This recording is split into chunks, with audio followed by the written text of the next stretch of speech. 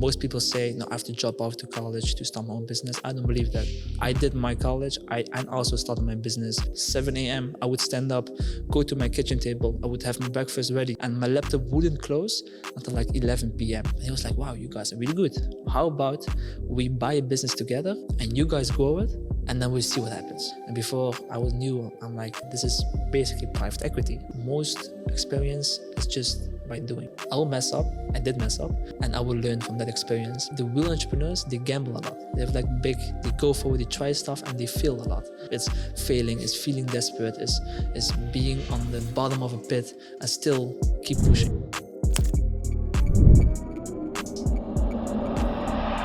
Welcome, ladies and gentlemen, to this podcast. Today I've got a very special guest here with me today. His name is Bawar. He is already an owner of 3 companies, Ecomma, Young Metrics and bawcapital, and he's growing his private equity portfolio very rapidly. He's only 24 years young, and I'm sure I'm going to have a very interesting conversation with him. So enjoy, and let's start. Bawar, welcome. Great to have you here. Thank you. I'm humbled by the intro, but thank you. Yeah, of course, sure.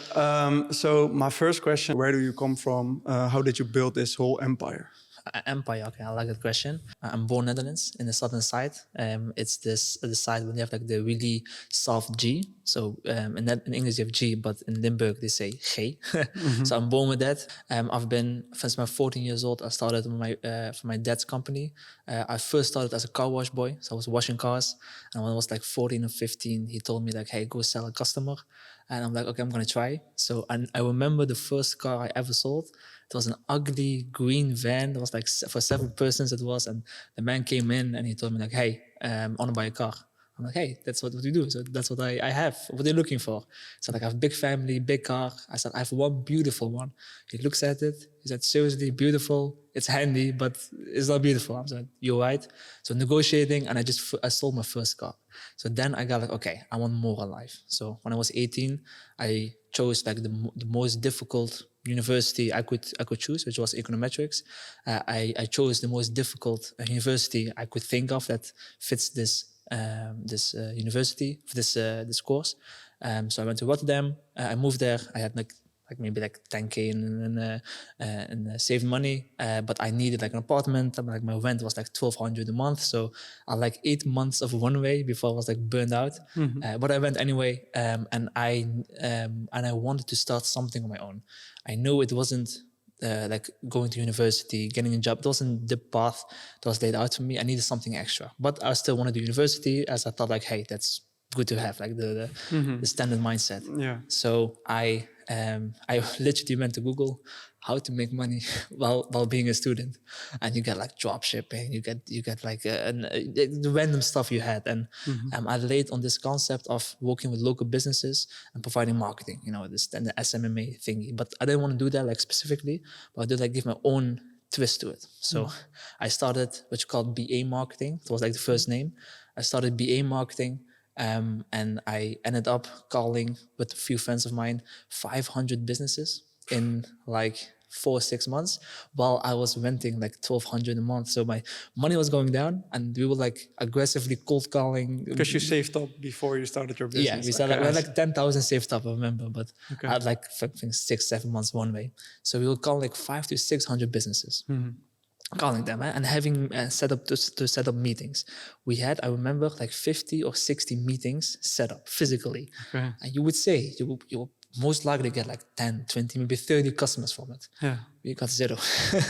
So I was like, okay, my money's almost done. I remember having like 1,200 euros left on my. But besides selling cars, you didn't have any sales experience, right? Before cold calling and stuff. So. No, the only selling customer thing, I was literally just do it, and there was no theoretic base. There was no framework to follow, whatever. I had to make it up on my own. So I had no selling, and I think what I was selling wasn't really great. So we were going to like a beauty salon or thingy around the corner, like, hey, we can do social media marketing for you, we can do email marketing, we can do paid ads for you. What do you need? Branding. What are you looking for? Like, this is our money. We are willing to work for like 2,000 a month, which is really low, which is a lot, but which is really low, I said. And they're like, yeah, we're not going to do this. Not knowing that a small local business is not the ones who can really like, test with a few thousand. Like for them, even 500 euros is a lot. Yeah, So they're not capable. Of they're not just, capable. But yeah. I was like, no, they should because I'm so good and my product's so great, which I wasn't. And believe me, most people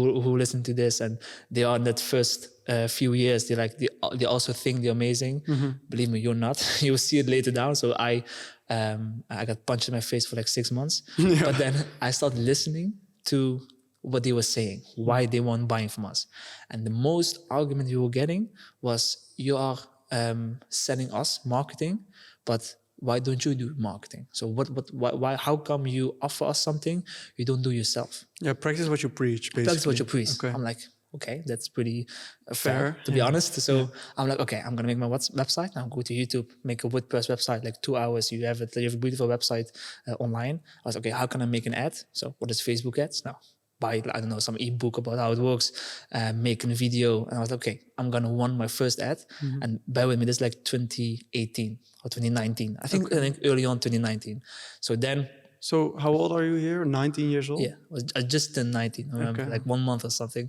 So I launched my first Facebook ad in 2019, January. Yeah. And we got like 50 or 60 leads. And this time people coming to us, but us coming like to them, 50 or 60 leads within a few weeks. And we're getting the leads. And I remember how calling them like directly and sending them meetings. And from those 50 or 60, we got one customer. Okay. One customer. The first customer The as well. first customer. I remember it was on literally the date when we sent the invoice was 1st of April 2019. It's like it's a joke. Like it's a joke. All So I right. couldn't believe it. But I sent out and it was for, and you have to listen, it was for 95 euros. Whoa. 95 And euros. what did you sell? Like a week worth of Facebook ads. Kind of try thing. Okay. We would like set up business manager. We would create a campaign, create the creatives, put up strategy, make a report, go back. We do everything for 95 euros. Oh, shit. To this day, I never felt as rich as at that moment Yeah? of my first 95 euros. Okay, but were you selling this alone or with your friends still? I had a group of friends with me, but they were like, they will help me out with this. So the group of friends were involved. I'm really also thankful with them. But later on, like a few months, I started to go on my own way.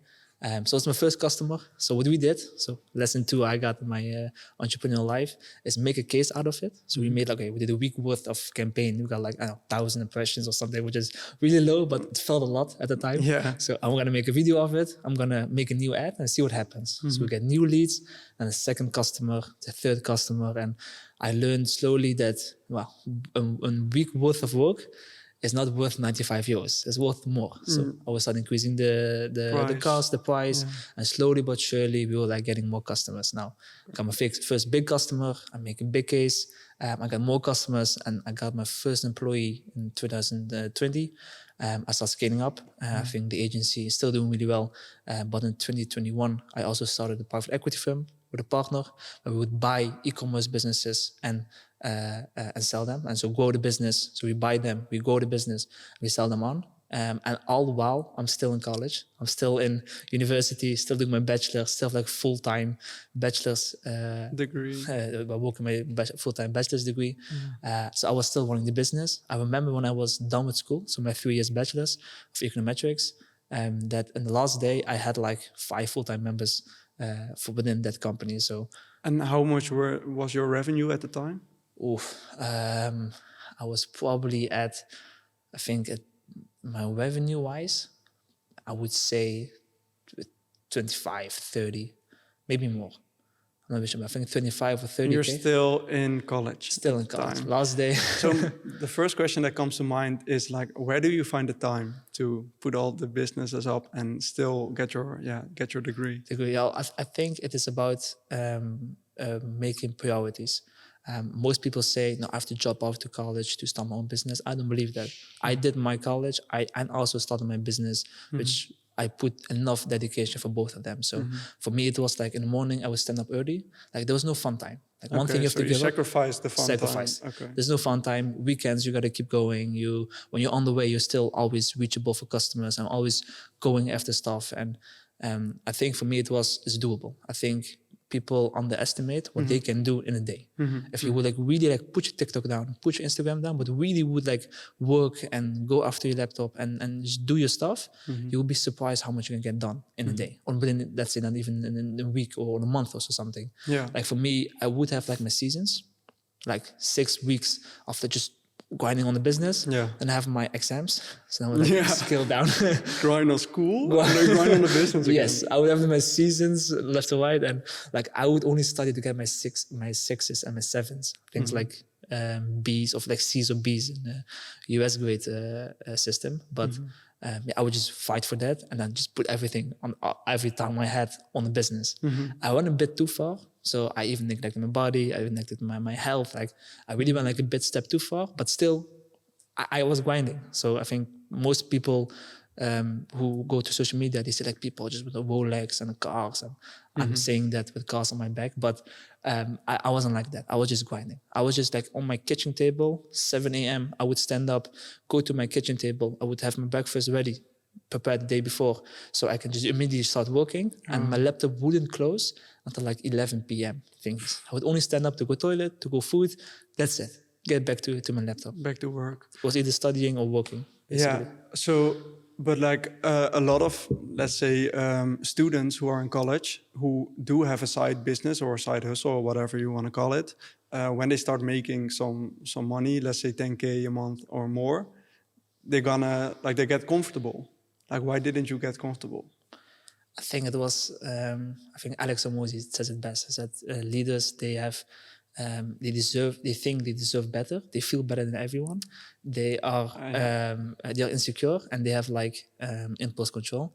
I think the first one was a lot for me. So even I remember making my 10K first in a month, I remember saying, this is actually nothing. I need more. I need to do more. So I always had like this, was a knife in my back. That long term might not be healthy. You might never really attain what you want, but it just kept me going. I just wanted more. I had this feeling that either I need to prove the world or myself that this is expected from me. This is what I need to do. There is no comfortable. There is no going out, going party. It's like do for long term.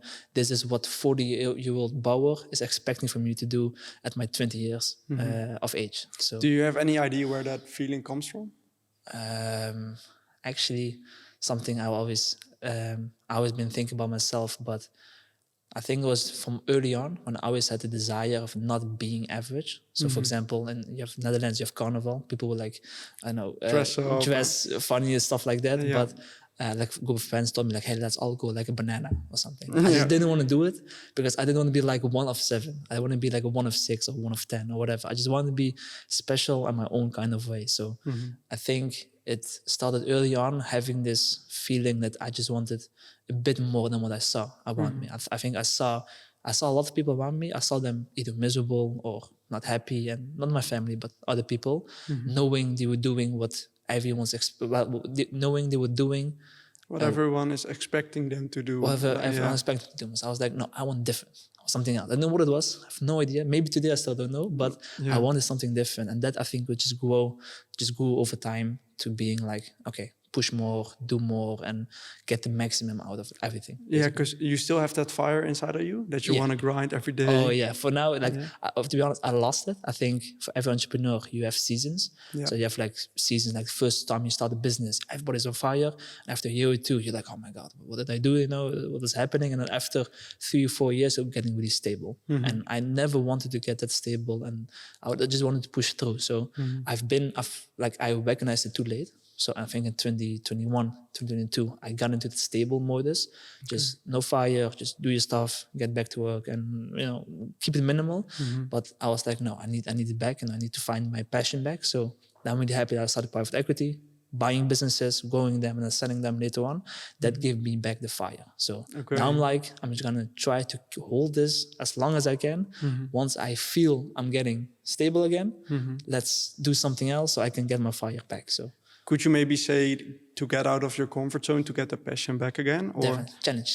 Challenge. For me, it was a big challenge. Not about the really comfort zone, but it was like, what more can I do? Of what is more, what is more challenging? I would use the same word. What's more challenging for me to do? It used to be a lot of business side for me, but I did the same on personal side. So I was like thinking, okay, I want to get healthy again, or I want to get fit again. So let me start running. But then when you start running, like, what's the next step? Okay, let's do a half marathon. Okay, let's do a half marathon. Let's do a marathon. Okay, well, after marathon, what is more? So each time when I got my next milestone, I was like, okay, what's next? Don't stop, don't go forward. And that really helped me a lot. So always keep thinking forward, not where you're at, but where you want to go, and just keep aiming and just keep going. There's no stopping, no looking back, basically. Yeah. So do you maybe ook face a problem that you're, or maybe you don't, but that you're not living enough in the moment right now? Oh, yes. I think let me say, to be honest, I struggle even, I would say, with it, that I'm not enjoying stuff. Yeah. Like, I remember I was like 2 weeks ago, I sold a business in Rome, and I flew to Rome, and I have a fancy hotel, I would say, like, I think Hilton, 5 stars. I was sitting on it, and I was just sitting around, and I'm like, it doesn't affect me anymore. Like, a few years ago, I was like, wow, 5 stars, Hilton, this is great. But when I was sitting there, I just feel like I'm just in a box. I'm in a box with some materials, some rocks, with some, I don't know, wood around me. And I wasn't really living it anymore. I had this feeling that the more you think of the future, the less the present is valuable to you. Because the bigger my thoughts were, like, okay, the 40-year-old Bauer, he would own this hotel, basically. And 20-year-old Bauer would be like really excited. So I'm like, okay, but knowing 40-year-old Bauer would want to own the hotel, why should I care now of being just in a hotel, for example? So everything, like, even food for me, everything is like, the enjoyment has been going down. I'm just accepting it. I'm like, okay, why? Let's just be it. I don't really have to fight it, because it's what I want to, when I want to do, when I want to go, it helps. And maybe in the future, I will see if I can practice gratitude or practice, I don't know, enjoyment and living more than now. But for now, I'm happy that I'm working towards something. I would be like not being living the moment and not having something to work for. That's depression, I think. But not living in the moment, but still having something you're working for, I think that's just being ambitious. That's just thinking big. That's having a vision that I've accepted, not enjoying living in the moment, of enjoying the moment, basically. But, like, correct me if I'm wrong, but it sounds kind of sad that all the enjoyments are going down. Like, you're in a 5-star hotel. That's something you've been dreaming for maybe 2 years ago, and now you're in it. Now you're living the life, let's say. If you have tips for me, I would really appreciate it. Yeah, because I'm not maybe at that point, but it sounds like everything gets normal. Everything gets gray, and like it's the same. It is. Like, enjoyment is a bit less. Obviously, like, I wanted in each area of my life maximize it. So I went skydiving, for example. I got my skydive license. I go like every 2 weeks or 3 weeks. Now in winter a little bit less, but I used to go a lot. And even that, like, any activity I do, it doesn't get close to skydiving. So yeah, but that dopamine rush is like on another level. It's gone, basically. You're getting used to it, and everything else just being normal for me. So even in that areas, activities and fun stuff, it has, like, my enjoyment has been going down. But I think maybe it's just a phase in my life. So I'm still 24. I should say I'm still 24. That maybe I don't know the answer yet, and maybe it'll come over time. Maybe I will see it in a few years. If I'm 30 and still in this phase, okay, I need a therapist. I need to work on something. But for now, I've just accepted the faith. I'm like, okay, fuck it, let's just do it. Let me see where I go. And after a few years, when I'm reaching my goals, I will look back and see if it's something worth it. For now, I've just accepted it. Yeah, I was listening to a podcast from Tony Robbins, and he was saying that we live in seasons. Your first season is until you're 22, then until you're 42, and then until you're like 62. And that only in the last season you're really gonna like feel what's really special in life. Yeah. And when you're younger, you just see like all the big things, the money, the fame, the, let's say, expectations you want to meet. Yeah. And you're not really sure who you are from the inside. I think so. I think they call it the life of you. I'm not sure if you know it. That from 80 years old, people are genuinely really happy. And if you ask them what they're going to be when you're like 30, I'm going to be a millionaire, have my own home, I'm going to have a partner, have children.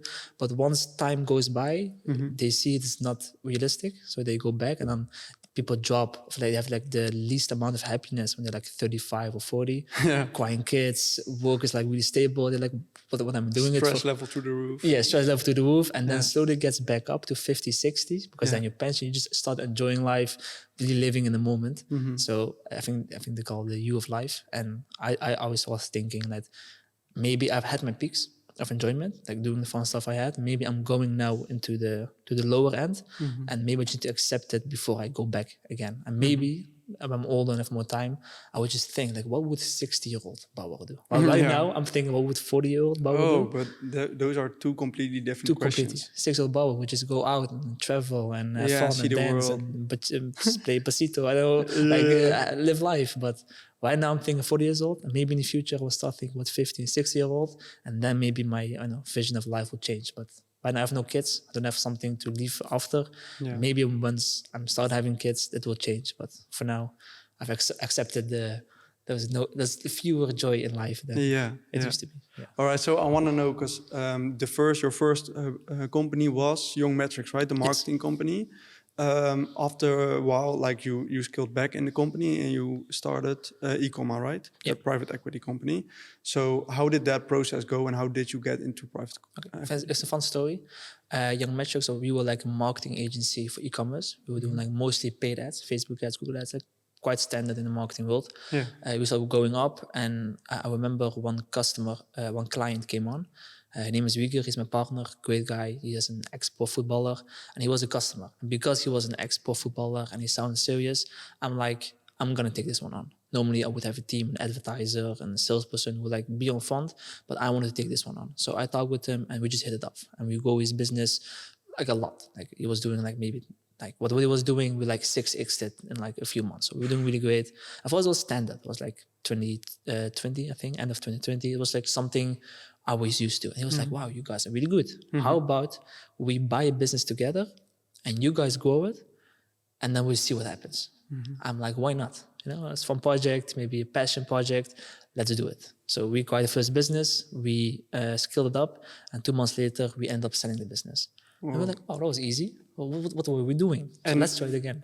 Like for what did you buy it? For what did you sell it? I think it was for 20K, and we sold it for 60K. So you make an X3 on 3x in like a few months. in a few months. Was that? So we were like, okay, this is interesting. Yeah. Let's keep doing this. So we did the second one, was even bigger multiple and shorter period. We did the third one, fourth one. And before I knew, I'm like, what am I actually doing? And this is basically private equity, but really small scale. Standard private equity, you do this thingy with 1 to 10 million businesses, and you sell them for like 5-10 years later. We were doing like 20, 30, 50, 60K businesses, and we will sell them within 3 months for like double or triple the price. Yeah. So we're like, okay, there's a market in this. So we slowly but surely started like building a company around it, which is called e-commerce merger and acquisitions, basically. We started building the company, and right now it's still like really going fast. I think right now it's getting really serious.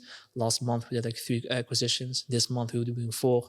Next month we want to scale up to like 5, 6. So we're really like in an acquisition kind of phase. And basically we do the same thing as 3 years ago. Yeah. Buy a business, grow it. And we've been using a marketing agency, or we're using any other freelancers worldwide, whatever. We will do scale up the business, put it back to market, work with the buyers, we sell them. And buyers really love this because they see a way of investing in e-commerce, owning e-commerce without the risk of e-commerce. Because most e-commerce doing the work.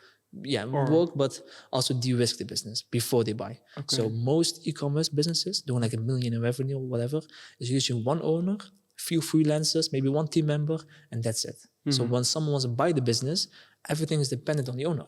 So no one wants to buy a business that's like 80% reliant on the owner, because he's doing Facebook ads, he's doing email marketing, he's doing customer service, he's doing everything. So what we do, we acquire the business. We don't need the owner because we know we can do it better. We can do better marketing. We can do better operations. We have the whole team set up.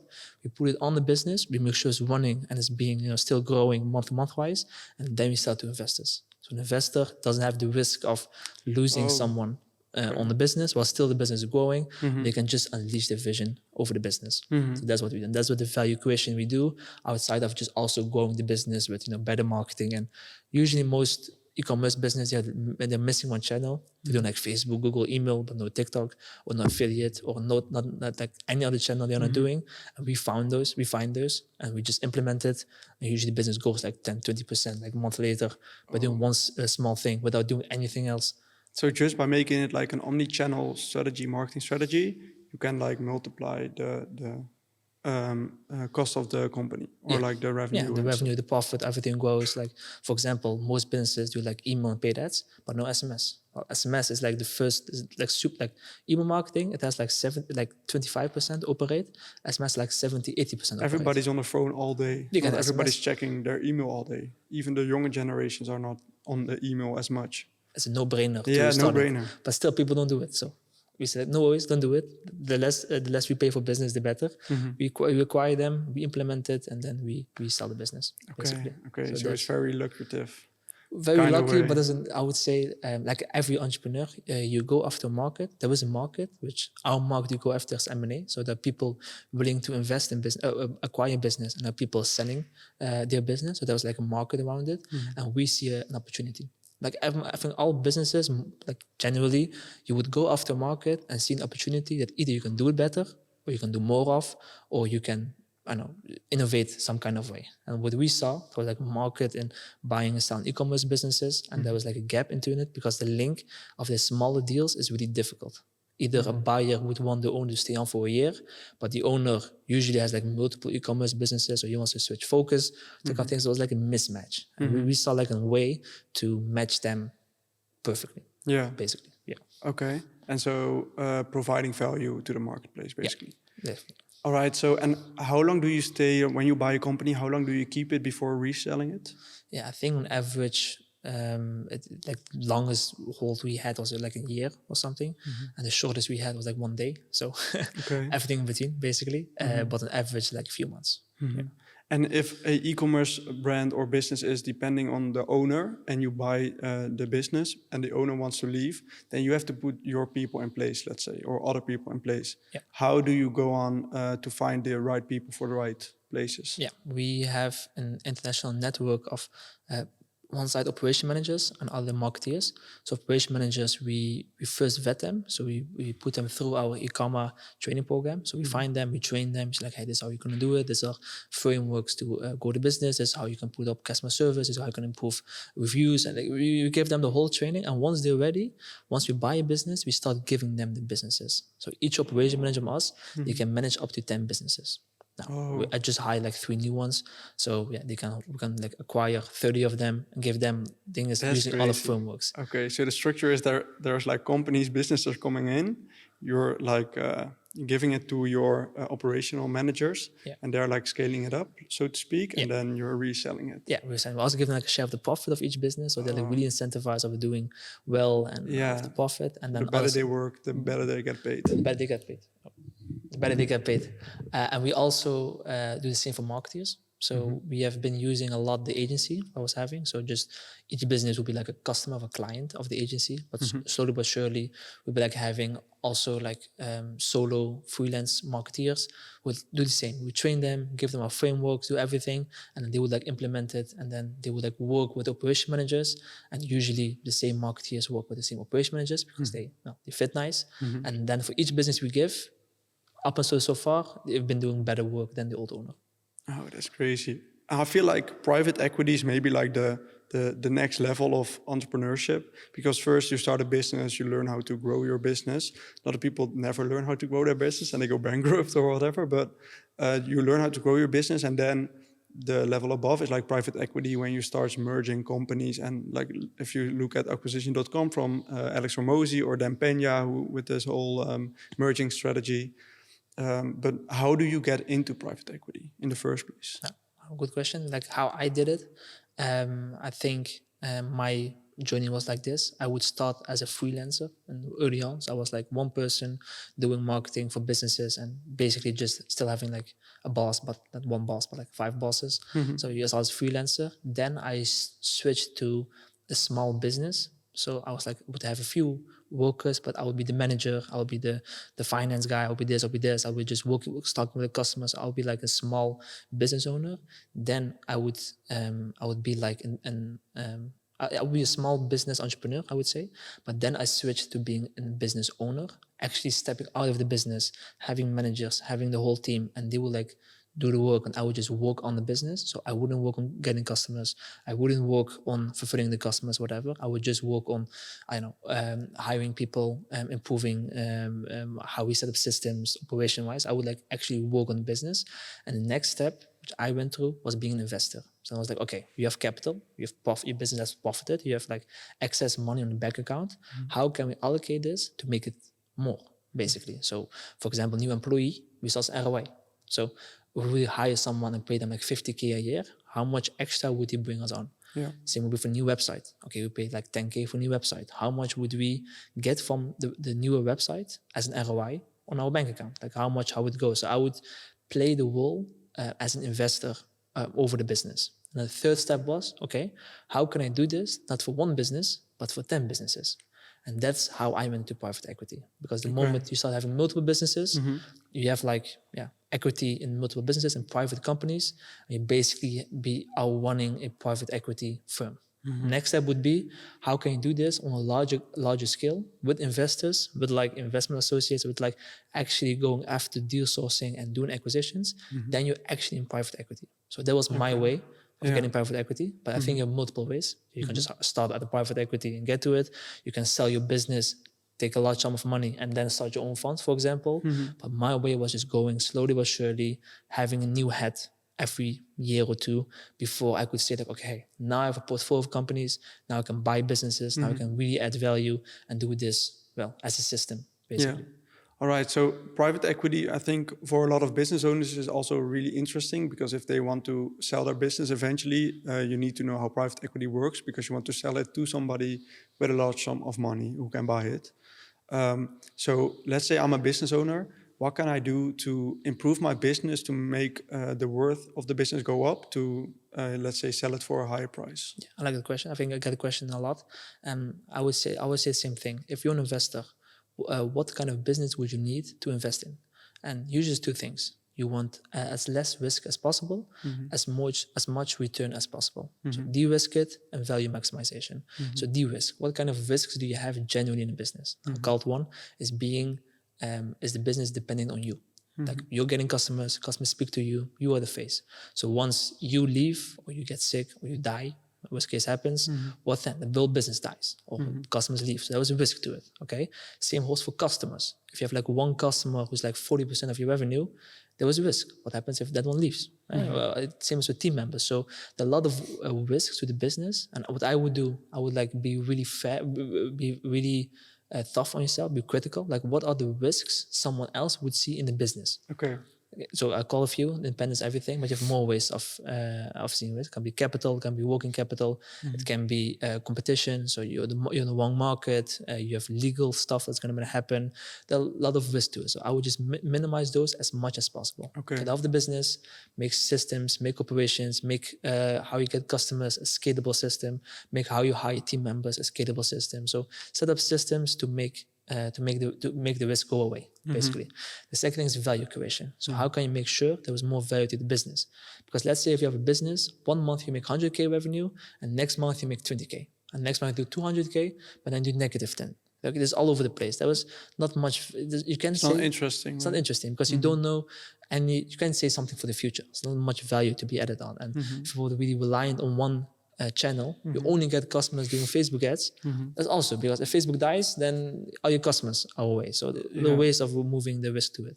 The value creation part is how can you make sure that's like you whatever you do, you can get more profit off. For example, if you have a SaaS, you have a software company, and you have a big newsletter.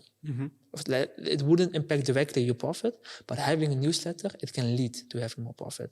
So the business will be more valuable with having a big newsletter. So investors love this, newsletters, communities, and those kind of stuff. Yeah. Investors love having those in a business because they can see profit, they can see opportunity, they see value in them. So another thing could be like you've started Netherlands, and you just put your toes in Germany. So you just put like one ad out in Germany, you got like 100 responses. There was value in that. There was value in that, and the investor would love to jump in, help you out, give you the money, or acquire you like outright Yeah. and then go to Germany.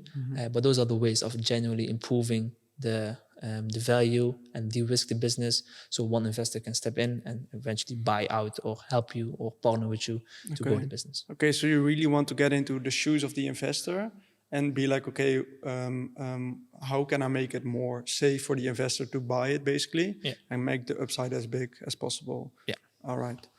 Guys, I want to quickly interrupt the podcast. Thank you for listening, first of all, but I want to give a quick shout out and thank you to Ace Cars. They have been very kind by providing this beautiful location for us. So if you are looking for a luxurious, beautiful car, definitely check them out. And then we'll go back to the podcast. Okay, and then, so Young Metrics, you like scaled out of the business and it's running all on its own? Yeah. Or do you still work sometimes, or what do you still do? Yeah, so I...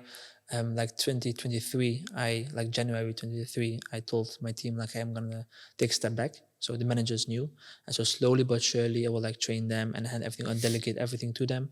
And the 1st January of 2024, so a few weeks ago, I like officially stepped back. So the only thing I'm doing right now within Young Metrics, I have one management meeting every week, where I sit with the managers, like, hey, what are the KPIs?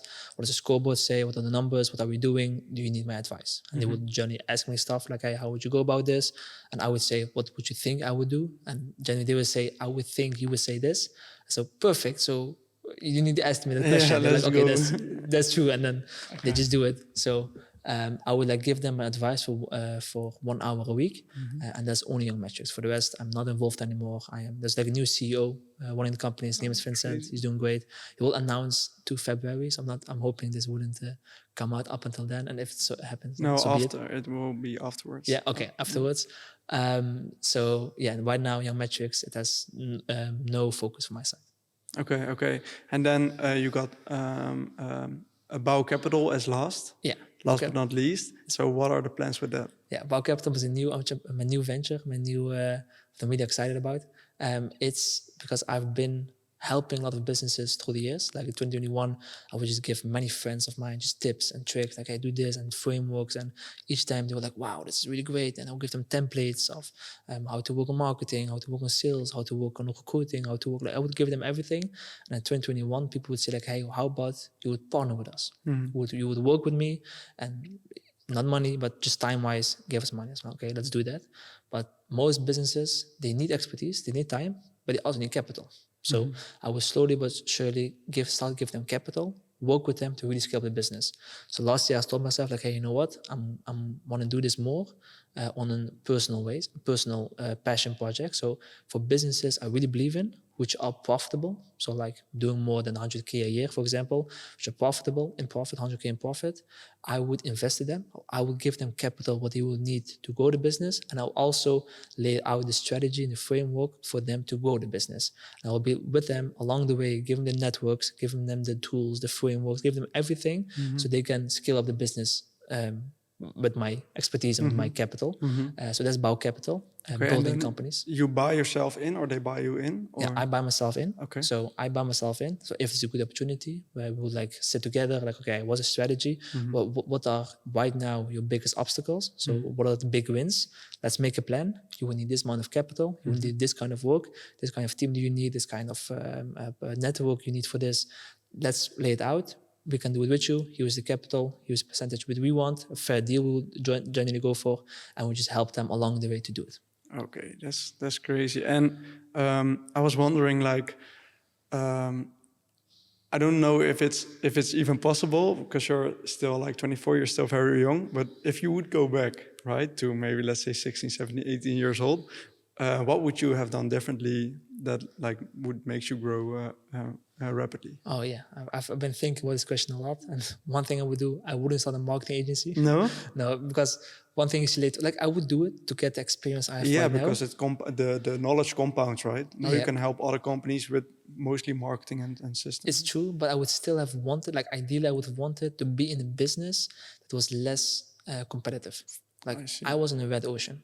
There are like 10,000 agencies in the Netherlands. Like all we were doing at a certain point was like, okay, we have a customer, and they were like, hey, we got like 10 different offers last week. So why would we stick with you? Like, okay, we'll drop the price or work with them. So it was like a lot of headache. Like in a competitive market, this happens. So And I've been too long in that cycle that after like 2 or 3 years, I was just fighting for the pennies, basically fighting for the pennies, not knowing it wasn't me, it was the market. So once I started a new market, e-commerce, then I saw like, hey, it didn't have to be like this. I can be like more, it was easy to scale, it was easier to grow, it was, customer would be great. And it was like a new experience for me. So one thing I would do is either be, how do you say it? Be aware of this. Yeah. And once you know opportunity, jump over, or I don't know, start sooner something else, or really use the marketing agency as a stepping stone business, not for something long term, but something short term. So 16, 17, I would probably start a new market, do something else with less competition. I would read more. I was like, in the beginning, I never wanted e-learning. I never wanted a course. I never wanted it. And now I see the value of it. So I was like really stubborn. I gotta do myself. I'm going to YouTube. I'm going to Google. I'm gonna find my information there. Yeah. I was way too late when I started really like paying for courses, having mentors on, having those kind of stuff. I was like 3 or 4 years down the line. Yeah, because I was wondering, you're growing so quick, but where do you get all the knowledge from to like keep upgrading yourself, let's say? Yeah, so one way I'm now doing more of is buying courses, going to seminars, going to a lot of events, just trying to get information directly from the ones who already have done it like 10 times more than me. But the honesty thing is, most experience is just by doing. Yeah. It's just by doing, it's just by going in. Like I can tell you everything about hiring a manager. I can give you the best tips and tricks, but you wouldn't be good at it after you've done it a few times. Yeah. So I had in my mind, the sooner I can do these things a few times, the sooner I will get experience. So my mindset always was like, okay, I need to hire someone. I'm not going to stick out and 3 months and 6 months and learn and Google and this and that. I'm just going to do it. I will mess up. I did mess up. I will mess up. And I will learn from that experience, because then after 2 months or 3 months, I will know more after, instead of like having a course for like a year, for example. Yeah. So just doing. Yeah. I think most Take people take action. Most people underestimate what 10 hours of just hiring and sitting with people or running a paid ad really can learn you more than doing 10 hours of looking at videos on YouTube, for example. Yeah. And also like you don't learn how to football by reading it, right? No. Or by watching it. You need to practice. You need to put the practice in. Okay, I see. So you're just like making a lot of hours, basically, to evolve as much as you did over the last few years. Yeah, and seriously, wanting to fail. I can tell you, like the real entrepreneurs, they feel like one quote we live by is winners lose more than losers. Oh, And I've seen in my life that's a strong one. I'm not gonna give you like Should put it on the wall. yeah, winners lose more than losers, Yeah. which is also I think really true, because if you think about it, the real entrepreneurs, they gamble a lot. They have like they go forward, they try stuff and they fail a lot, but they have this way of getting up again, of looking away of that, of either minimizing the fall or making ways. Okay, what's the next thing to try? What's next? And not stop, not fail, not give up, basically. And one thing I really want to say, especially for people listening at home, is being an entrepreneur isn't as good as people see on social media. It's not just riding Lambos. Thank you. Yeah. It's not just going to private jets. It's being so romanticized online nowadays. Yes, it's not. With all the beautiful cars. With all the beautiful cars. I'm sitting with cars, but still, I don't believe, like real entrepreneurs, it's a different story. It's grinding. It's being your head down. It's going off your laptop. It's failing. It's feeling desperate. It's being on the bottom of a pit and still keep pushing forward. And that's real entrepreneurs. And that's a real story behind it. One story I can give you is when I was 21. So when I started my first employees, the first one, like I couldn't sleep for 2 weeks because I've never had an employee. I've never been an employee. I've always been working for my dad. Yeah, also for the people at home, maybe from America or something. In the Netherlands, right? You had your first employee. In the Netherlands, the tax rules and the employees get so protected by the law. Yeah. Like you can't, you have to have like 1 month minimum of before letting them go off. Before letting them off, and like all these rules and taxes you need to pay for them. It's like so expensive. Yeah, from my friends from USA, I'm jealous on you guys because in Netherlands you have no rights as an employee, which I would say is good because the people are like happier and stuff like that. But sometimes I'm gonna give you a story later on. They're really strict and they can really like put your business under, which almost happened to me. But the first story I have is I started hiring a lot of people. So my first employee was like in August 2020. He was like 10 years older. I knew nothing. I didn't know about like contract, employment contract. I had to like literally Google the templates and ask people like, hey, what should be in a contract? So I had my first one, and a month later I had a second one. Like, oh, this is pretty going well. Let me try more, because I thought the more people you have, the customer will also come with it. Yeah. Usually no. Customers won't come from the self-dependent people. So I learned that the hard way. But like 4 or 5 months down the line, I had like 3 or 4, of maybe I think 5 even employees, and the staff costs really started adding up. And customers started paying late. It was also COVID, and a lot of our clients were e-commerce, and e-commerce, they also had like stores, and the stores were like losing money, but their online business was making money. But the loss was more generally than the online business. So their financials was a headache. So we would be paid out quite late, sometimes not even. So I didn't think of it. I'm like, okay, if I send on a bill, it will get paid one day. Invoice sent is invoice paid. That's like my head, which isn't in the real world.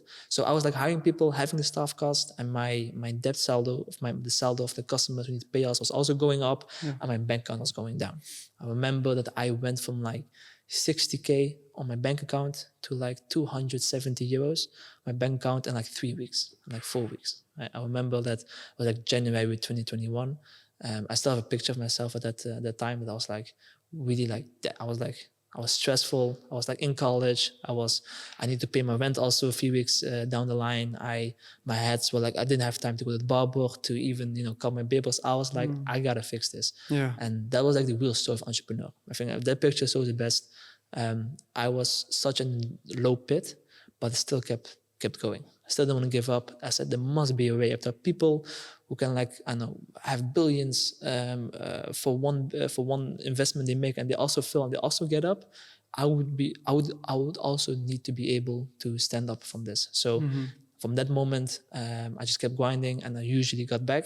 I had my second time this happened like 6 months ago. 6 months later, I like from 90K to also like 8,000 or 7,000 on my bank account. I'm like, no, keep going. And usually it ended up well, but it could also be like the other side. I went into negative, like to borrow money, or even like stop the business at full. And I think that's the real story of entrepreneurs. So it's basically the problem here you're describing were like cash flow problems. You send the invoice out, but they didn't get paid, they get fulfilled, and then... And I have also too much staff members, so thinking it will come okay. So if I hire now and I fill them with customers, like one day they will be profitable. And even having employees on that needed to be fired way sooner than I did. I had like a few employees. I kept them for like 2.5 years before I had the guts to to fire them, basically. And those stuff happened, and like tough lessons. Like every cliche lesson you got, like hire fast, hire slow, fire fast. You've heard them, but actually doing it is something else. Yeah. And I didn't do it for a long time. I even had like an employee one time, and someone told me like basic lesson. People would say, do your due diligence. If you hire someone, Google them, ask around, call for reference. Just basic stuff. Yeah. I knew it, I just didn't do it. So I hired someone, even when my team said, no, don't do it. I'm like, no, this guy's doing great. He's gonna help, he's gonna make a difference. And in the Netherlands, an A player. It's like, he's doing great. But in the Netherlands, the rule is if you have an employee for like 1 year, you can give 1 month of probation period. So he had the probation period, he was doing well. I still don't understand to this day, but he was doing well. 1 day after probation period, he got sick. So one day after you couldn't fire him anymore? Yes. He got sick? He got sick. Okay. And the rule is Netherlands, you just have to pay him out for the full year. And you can't do anything about it. Yeah, we have like a sickness law that if you are an employee or employer, like when you're having a job and you're getting sick and you have like it has to be a steady contract, right? Yep. You can't get laid off. And then you can get, like, how long was he sick for? 11 months. 11 months. And you needed to pay him 11 months straight in a row. 4K a month, because you also have to pay for the doctor, you have to pay for his travel cost, you have to pay for, there was like a mediator generally involved also, you have to pay for everything, which cost me like 4K a month for like 11 months straight. And yeah, well, I think at that time you could have it, like we're doing really well. It was 2022, top of my head. We're doing really well, so we could have it. It's but still, literally pulling money out of your business just for free. 50K out, but also time, energy. Because when you heard this employee is getting sick, and after a few weeks you get this feeling this can be real. Like in the Netherlands, you can just say like I have mental issues and like you're done. You can lay at home for 11 months and no one will check up on you. And I had this feeling. I can't prove it, so I won't say anything about it. But I had this feeling it wasn't. Having that feeling also gave me like sleepless nights. Like knowing I could cover it, knowing I have not enough money to just pay it out directly and just not even think about it. I still gave me sleepless nights out of principles, out of the feeling of being disrespected, and it's not okay to fake your mental illness in the first place, and then also pulling money out of the business you were working for. And also I think like when you hired him, you put your trust in him, and then he just like threw it out the window like directly. I gave him I had faith in him, and I was wrong. And at that moment, I learned to not to put much faith, but due diligence. Because when he told me he was sick, I started Googling his name.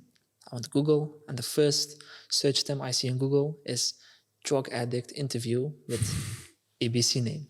And I could like hit my own head, because if I just had Googled this before I hired him, all of this wouldn't happen. Whoa. So I learned Google someone's name. Like 10 times. Just Google it. Just Google it. Go, I don't know, to YouTube, put his name there, go to social media, check social media out. Because usually there's a lot of information about it. And if someone can be an issue, usually people have seen that before you have seen. So due diligence, that's like a tough lesson. Like 50K lesson I had, but right now I Google one, I ask for references. I do a lot of things before we hire someone. So yeah, I also get like some return out of it. Yeah, so the moral of the story is if you want to start a business, you need to go to America. Yeah, in America, you can just lay them off the day after. No, I would say like as an employee that you have some responsibility, some ethics around it of really caring about you, because you're building a team, you're building a boat. I wouldn't say a family. I don't think work is family, but I think that you're building a crew team, together. Yeah, you're building a crew together. So I think there's some sense of things, but like 11 months. For someone who worked like 1 month on you, it's tough. It's tough. Yeah. I can imagine. All right. Also, I heard that you were opening your first office in Dubai. Yeah. Right? Yeah. Can you tell us more about that? Yeah. So the e-commerce company, it has really been growing. We been doing more than we anticipated within a year. And we've been like start hiring a lot. So quite aggressively, I think 2 or 3 new team members like every month that we need in a hub for people to come together. I think this remote model, which I had in my marketing agency, really works well up until a certain point. Either we'll go really slow from there, because we need to put the time in to teach each member, or train each team member. It's going to be easier if you're just in an office, people coming to you and set it up. So we were thinking like, hey, we need an office for this. And also people who buy business from us or sell the business to us, they want to see us physically. Like COVID was great, but after now COVID is long gone, and people are going back to get this like physical touch back. So we are opening an office in downtown Dubai, which is I think a really good spot. Really nice building, quite high. I think it's like 700 square feet or something. We can get away like 10 people at any given time. So I'm also flying back Friday to open it. I'm just getting the keys to put furniture out, set up everything, get the monitors, and hire more and more people. I think this month we had like 2 new, and next month I want to have like 2 new team members. So we are right now really in scaling mode, and a part of it was getting an office finally after so many years. So yeah, it's just the next step of e-commerce. So basically, for everybody who wants to go big, the dream is always to go international, right? To go to America, maybe get on the markets. But like, what is in your opinion, the best tactic to grow big? Do you need to go internationally? Do you need to go to Dubai or America or? No, when I speak to most businesses, they always say like, oh, I tapped out. I got my marks. Oh, this is hard to grow, or team members to find. I don't believe that. But in like most countries, like most decent countries in Europe or in America, you can go 10, 20 million in revenue quite easily. Like there's no ceiling that happens. International, only what happens is you get a lot of systems, and you got a lot of administrative kind of work, a lot of legislation that really like slows down the business. So the only way to do that is that the extra work and the extra legislation, it compensates for what you can actually achieve in customers and in revenue and in So profit. you have to again look at it as an As an investment investment. point. Yeah. Okay. I'll give an example. If you set up a company in Dubai for whatever reason, you would spend like 15, 20K with the cost, which isn't even biggest cost, but you have to be there, you have to go, you have to call customers, you have to call with lawyers, you have to call with a lot of people who's gonna like set up the framework for you. It's not just here's the money and tomorrow you have a Dubai entity. It's a lot of work you need to do to really make it happen. And that kind of time you put in,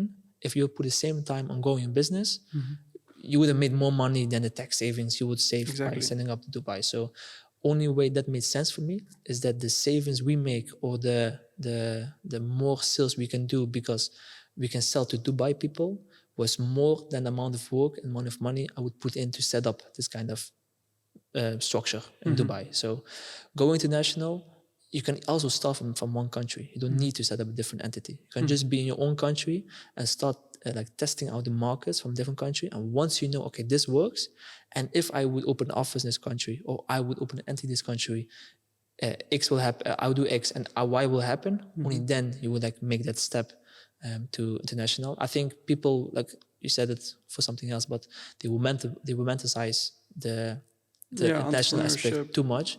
I think if being international is just extra legislation, extra kind of work, and we only did it because all our buyers were in Dubai.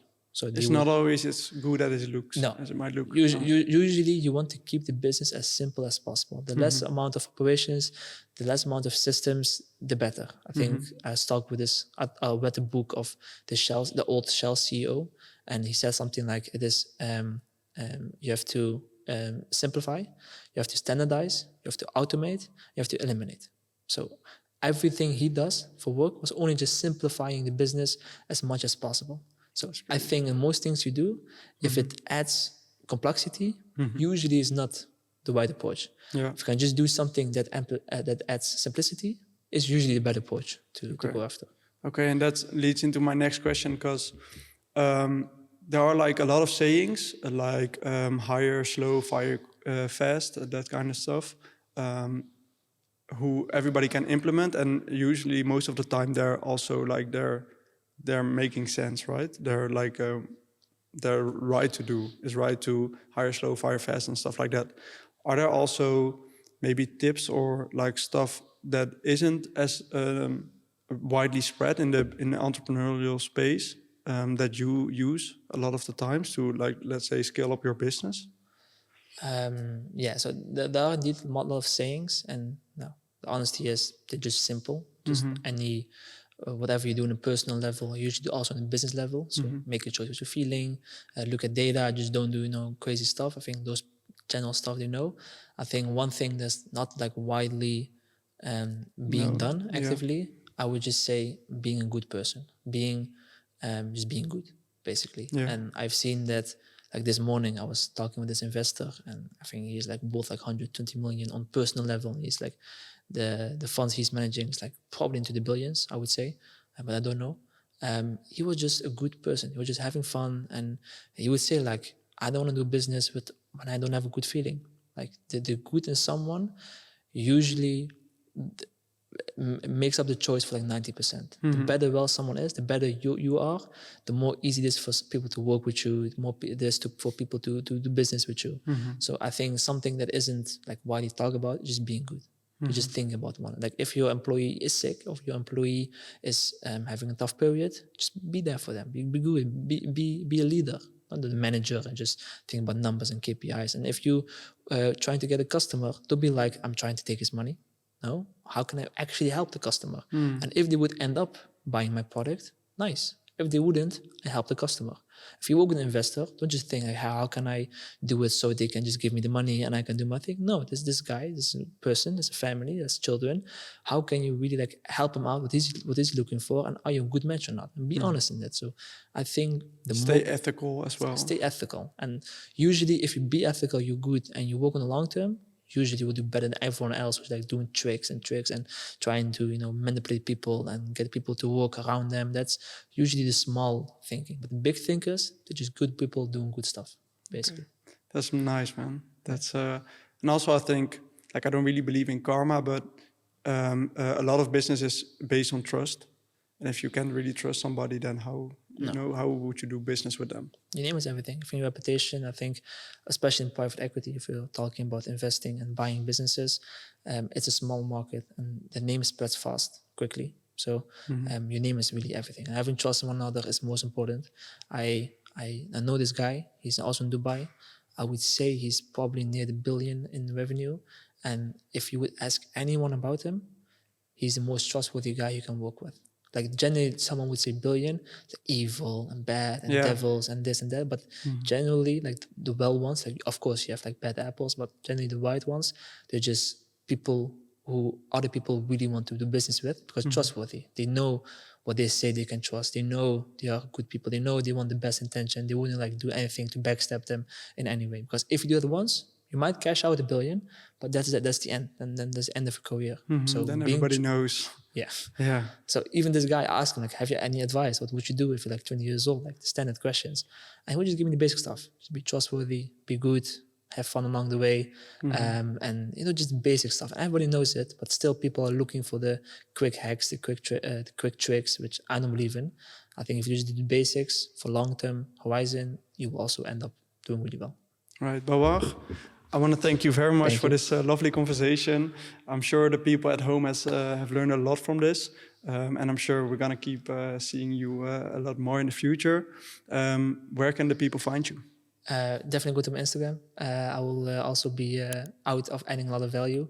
I will tell you one thing, I would never sell a course. I would never sell a mentorship or whatever. I would just really being here because if I look back, when I was like 2019, I was going through my dark period. I would wanted to have like someone just give me tips and give me the value. So go to my Instagram, go to my LinkedIn. I'll be just posting tips out. If any questions, always DM me. I love to help out wherever I can. Great. And everybody at home, thank you for watching the whole podcast. If you make it this far, everything will be linked down below. And hope to see you guys in the next one. Cheers.